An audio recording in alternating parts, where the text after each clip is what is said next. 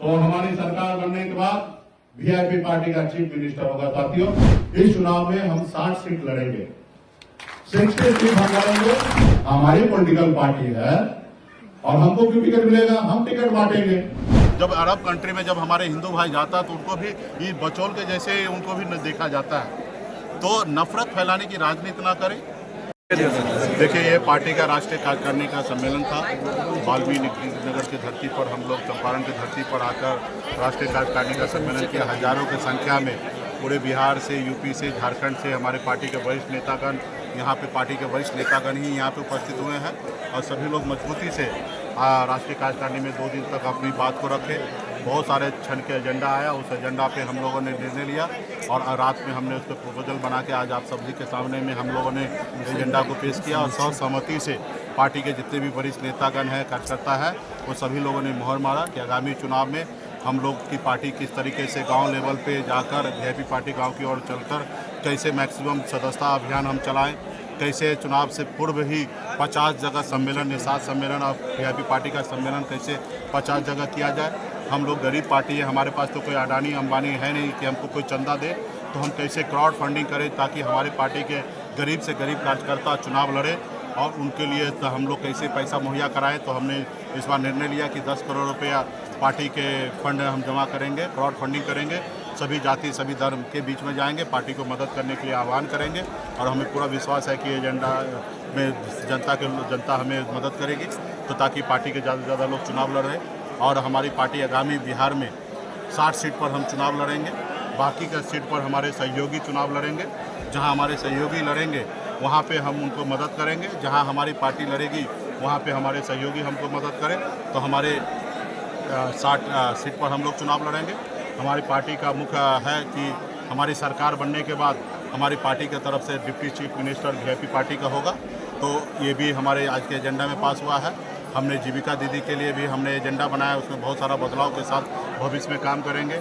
हमारे निषाद समाज का आरक्षण के लिए भी जो हम वर्षों से लड़ाई लड़ रहे हैं उसके लिए भी एजेंडा पास हुआ है कि हमारे पहली कैबिनेट से हम उस एजेंडा पे काम करेंगे।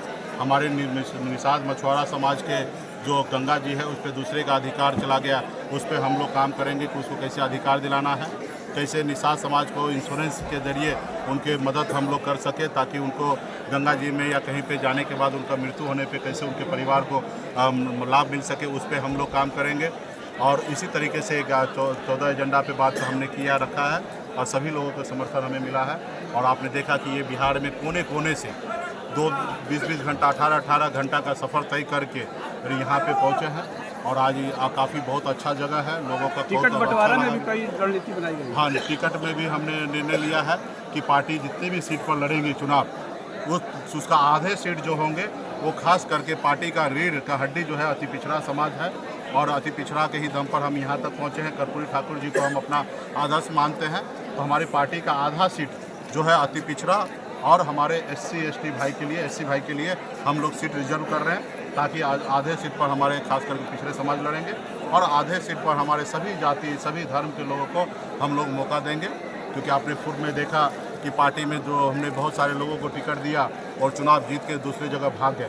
तो इस बार हम लोग चाहेंगे कि पार्टी के जो वर्कर है, कार्यकर्ता है, जो पिछले 11 सालों से सपना देखे हैं पार्टी को इस मुकाम तक, मंजिल तक पहुँचाए हैं, तो इस बार हम चाहेंगे कि उनको ज़्यादा से ज़्यादा मौका दें और इसके लिए जनता के बीच में हम लोग क्राउड फंडिंग भी करेंगे। यानी कि तय हो गया है कि बिहार में तेजस्वी मुख्यमंत्री और मुकेश सहनी मुख्यमंत्री, ये हमारी पार्टी का एजेंडा है। बाकी महागठबंधन का प्लेटफॉर्म होगा, बहुत सारा चीज़ जो है महागठबंधन के प्लेटफॉर्म पे तय होगा। ये हमारी अपनी पार्टी के लिए हमने डिसीजन लिया है। बाकी बहुत सारे चीज़ें जो होंगे वो महागठबंधन का संयुक्त हमारा घोषणा पत्र होगा, सभी जाति धर्म के लिए होगा, युवा के लिए होगा, किसान के लिए होगा, एक संयुक्त घोषणा पत्र होगा।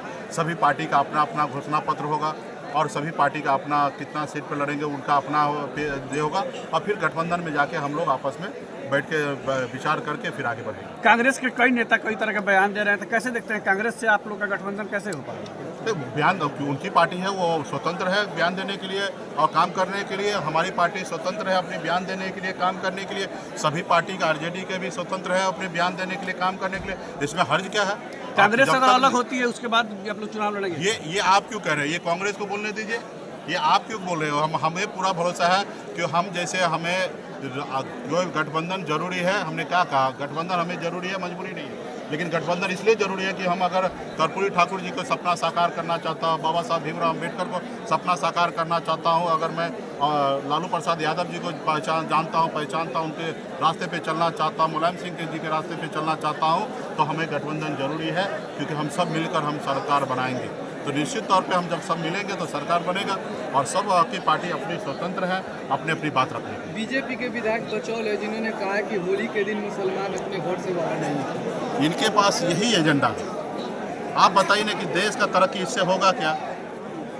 ये बोलने से अगर हमारे देश का तरक्की है तो बोलिए हम भी कल से बोलना चालू कर दें। इससे तो हमारे देश पूरे दुनिया में, अरब कंट्री में हमारे देश को क्या देखा जा रहा है? जब अरब कंट्री में जब हमारे हिंदू भाई जाता है तो उनको भी ये बचौल के जैसे उनको भी देखा जाता है। तो नफरत फैलाने की राजनीति ना करें, भाईचारा की बात करें। होली है, कलर है, कई रंग है, सबको गले लगाने की समय है, जगह है। आपने देखा कि मेरा चेहरे पे पहला टीका किसने लगाया? मेरा एक अल्पसंख्यक भाई जो हमारे पार्टी के वरिष्ठ नेता है, इंजीनियर रहमान साहब, उन्होंने हमारे चेहरे पे पहला टीका लगाया। आप बताइए, ये ऐसा हमें भारत चाहिए? तो ये लोग बेवजह से देश को तोड़ने वाली बात करता है। ऐसे लोगों से आपको और हमको और समाज को बचने की आवश्यकता है। बहुत बहुत धन्यवाद। वीआईपी पार्टी का एक अपना पहचान बन चुका है। बिहार में मेरा मानना है वीआईपी पार्टी के साथ 8 से 10% वोट जहां जाएंगे वहां पे हमारे साथ जाएंगे। ये हमारी ताकत है। बिहार में हम निषाद समाज के 22 उपजाति में जाने जाते हैं। बिन बेदार, नुनिया, मलाह, चाय, तियर, बनपर, गंगोता, गोरी, तमाम, क्योट, हम 22 उपजाति में जाने जाते हैं।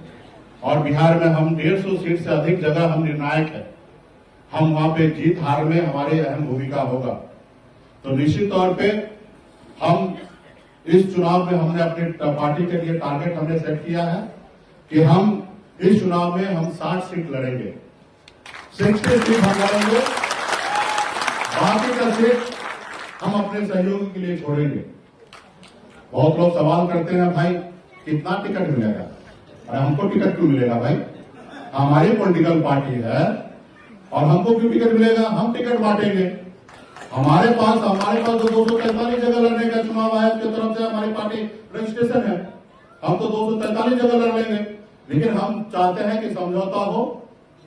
हमें गठबंधन जरूरी है, क्योंकि हम अपने महापुरुष को याद कर रहे हैं। हम अपनी विचारधारा को आगे करना चाहते हैं और हम यहाँ पे कुछ सीट पर हम लड़ेंगे और कुछ सीट पर हमारे जब सहयोगी लड़ेंगे, तो जहां सहयोगी लड़ेंगे वहां पे मजबूती से हम लोग उनको समर्थन देंगे, उनको मदद करेंगे, उनको जिताने का काम करेंगे। और हम उम्मीद करेंगे कि जहां पे हम लोग चुनाव लड़े वहां पे हमारे सहयोगी दल हमको मदद करे और हमारे चुनाव वहां पे जीत हो। तो इसलिए हम लोग 60 सीट का हमने सेट करके रखा, क्योंकि हमारा पहले से नारा है कि 4 विधायक नहीं 40 विधायक बनाएंगे। तो इसलिए हम जब 60 सीट लड़ेंगे तो निश्चित तौर पर 40-50 सीट हम चुनाव जीत जाएंगे। तो हमारे पार्टी का घोषणा है कि हम 60 सीट पर चुनाव लड़ने के लिए जाएंगे। तो क्या इस पे आप लोग सहमति है? चलिए, ये एजेंडा हमारा पास हुआ है। हम लोग 60 सीट पर चुनाव लड़ने की तैयारी पे हमारी पार्टी लड़ेगी।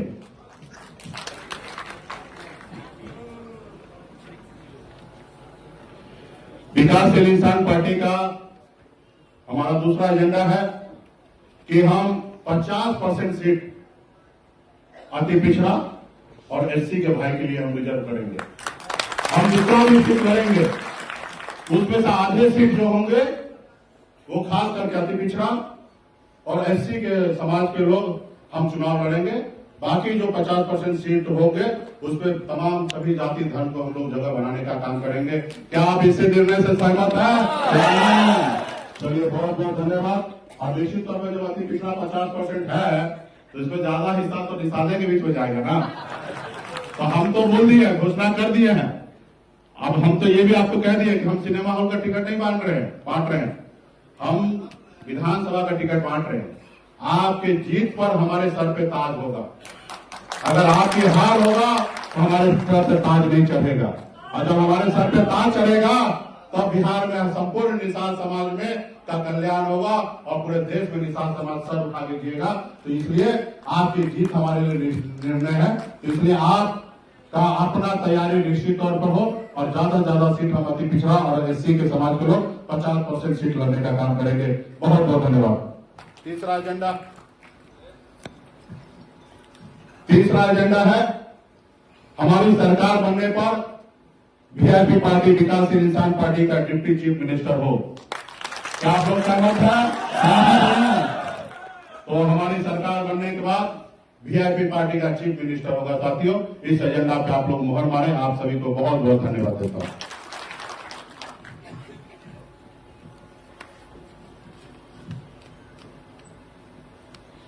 चौथा एजेंडा है कि हमारे सरकार बनने के बाद एक भारत सरकार का योजना है लीन सीजन।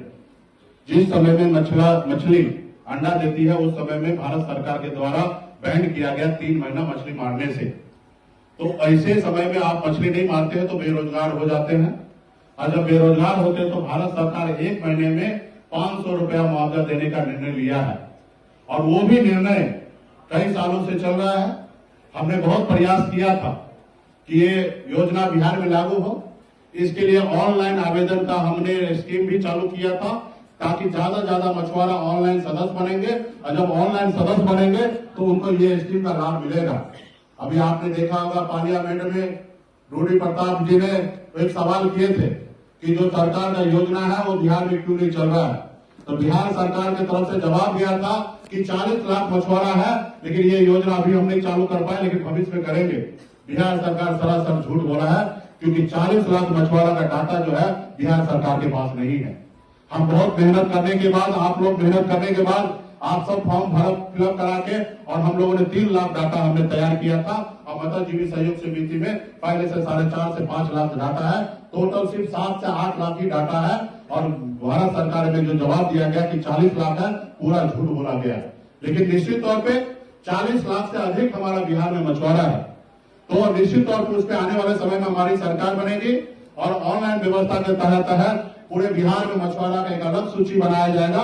और जब सूची बन जाएगा तो भारत सरकार का जो 500 रुपया का योजना है वो तो रहेगा ही रहेगा, लेकिन हम बिहार सरकार की तरफ से 5,000 रुपया महीने का देने का घोषणा करते हैं। तो उसके 5,000 रुपया महीने का उनको हम लोग मुआवजा देंगे, ताकि उनका घर परिवार जिस समय में लीन सीजन में मछली नहीं मारेंगे उस समय में उनको इसका लाभ मिल सके। पैनोरमा ग्रुप, जो सोचता है वो करता है।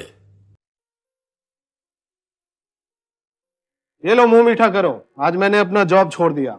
अब हम पूर्णिया वापस जाएंगे। जॉब छोड़ दिया है?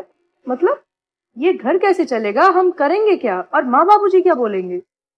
इसलिए मैं एक और मिठाई का डब्बा लाया। अपने बिजनेस के लिए लोन अप्रूव हो गया।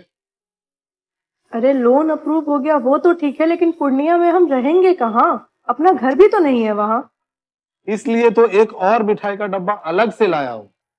हमने पूर्णिया में घर ले लिया है, पूर्णिया के ई होम्स पैनोरमा में। पूर्णिया में पैनोरमा ग्रुप लेकर आए हैं ई होम्स पैनोरमा।